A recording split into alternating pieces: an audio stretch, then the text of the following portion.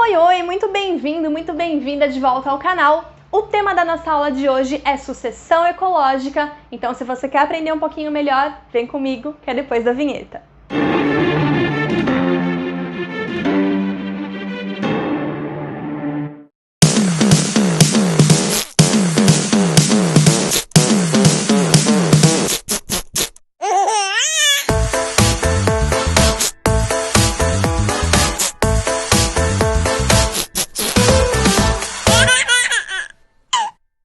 A sucessão ecológica nada mais é do que, como o próprio nome diz, uma sucessão de eventos que leva à formação de uma comunidade no seu mais alto grau de equilíbrio, ou seja, as espécies vivendo ali e se relacionando muito bem entre si e com o ambiente da forma mais equilibrada possível.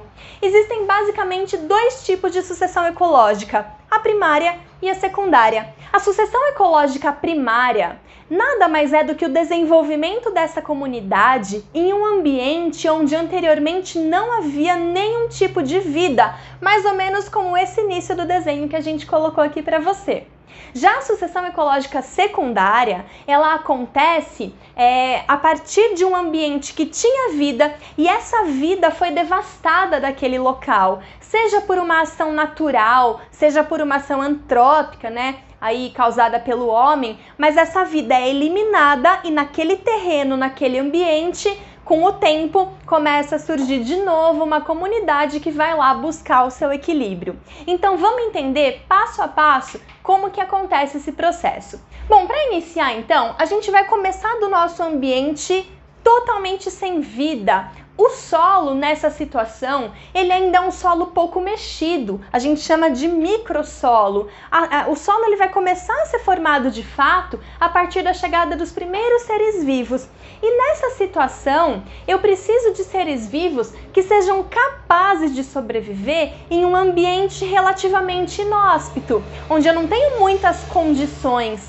Esses organismos são chamados de pioneiros. Nós temos líquens, briófitas, cianobactérias, gramíneas, que são organismos considerados pioneiros porque são os primeiros a conseguirem habitar um ambiente onde ainda não havia vida.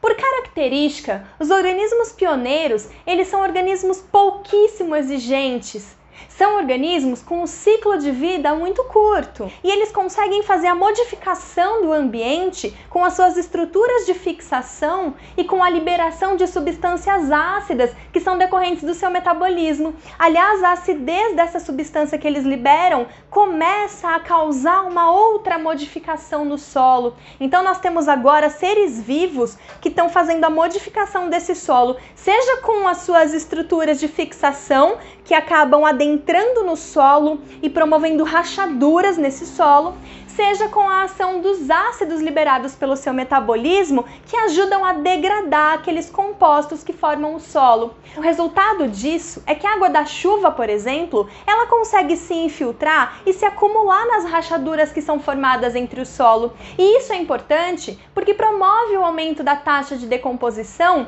e isso modifica ainda mais o solo, prepara ainda mais o solo, permitindo que novas espécies consigam chegar ali. Então esse aumento da quantidade de matéria orgânica vai deixar esse solo bem mais espesso, bem mais preparado, permitindo a chegada de organismos mais complexos naquele ambiente, como gramíneas, herbáceas e árvores de pequeno porte. Eu estou fazendo aqui então um aumento da biodiversidade que é favorecido basicamente por conta da modificação que aconteceu no solo. Bom, eu tenho aqui uma baixa complexidade ainda no meu ecossistema, porque eu tenho poucas espécies, eu tenho pouca biodiversidade, consequentemente, eu tenho pouca biomassa.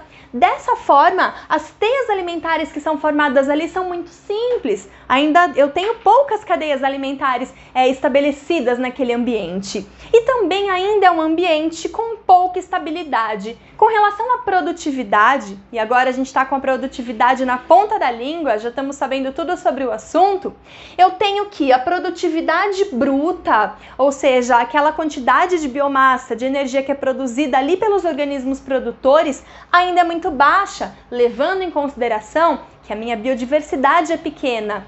E, consequentemente, ou melhor, proporcionalmente, a minha produtividade líquida ela acaba sendo alta. Proporcionalmente, porque é aquela taxa de energia que é capaz de passar de um nível trófico para um outro.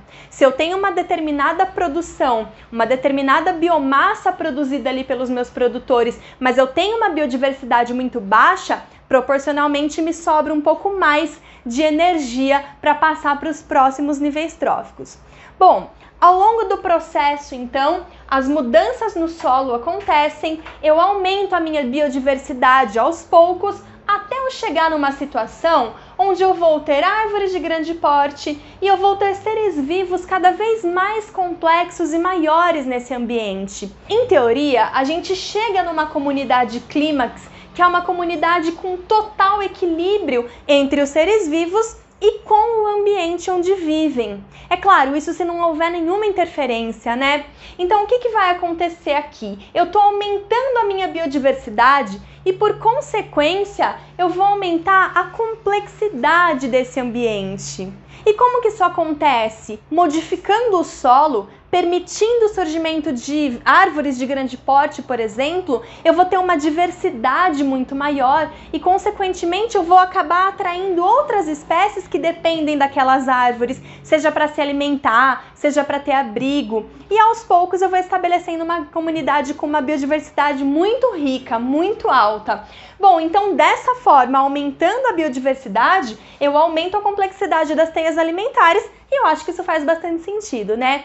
E por fim, como que fica a produtividade em um ambiente equilibrado? A gente já falou bastante sobre isso nas aulas sobre cadeia alimentar e sobre produtividade, então se você não se lembra ou se você ainda não assistiu, eu sugiro que você assista para entender totalmente esse conceito que a gente vai falar. Mas em linhas gerais, a biodiversidade alta também garante uma produtividade bruta alta. Se eu tenho bastante produtores, eu consigo bastante produção de energia, de biomassa.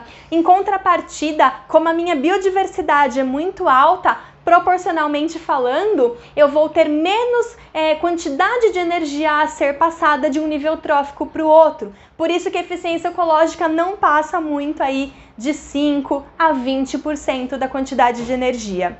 Bom, a biodiversidade... Bom, esse é o processo de sucessão ecológica. Eu espero que você tenha entendido.